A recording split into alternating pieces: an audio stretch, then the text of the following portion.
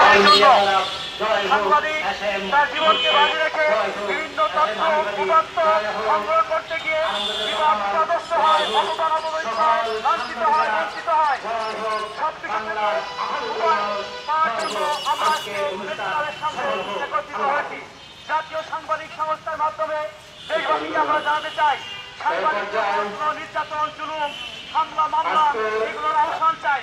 কারা কানুন, অত্যাচার, সাংবাদিকরা তাদের সংবাদপত্র মুক্ত গণমাধ্যম দিবস আজকে থেকে তারা প্রত্যেকটা তাদের সাংবাদিক মত নির্বিশেষে সব থেকে সাংবাদিকরা তাদের কথা বলতে পারবে। সাংবাদিক কারোর অধীনস্থ না, সাংবাদিক যেটা দেখবে, যেটা শুনবে, সেটা প্রকাশ করবে। সাংবাদিককে মুক্ত করতে হবে। দেশ এবং জাতি উন্নয়ন করার জন্য সাংবাদিক গুরুত্বপূর্ণ ভূমিকা পালন করে। সেই সাংবাদিক যখন নির্যাতিত হয়, সাংবাদিকের পাশে কেউ দাঁড়ায় না।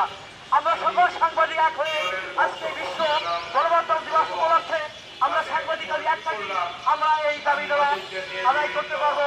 আমাদের মাননীয় প্রধানমন্ত্রীর কাছে আমাদের দাবি থাকবে, আমাদের সাংবাদিকদের জাতীয়করণ করে তাদের বেতন ভাতা এবং পেনশনের আওতাভুক্ত করলে সাংবাদিকরা নির্দ্বিধায় নির্বিঘ্নে তাদের কাজ করতে পারে, তাদেরকে পরিবেশ তৈরি করতে হবে।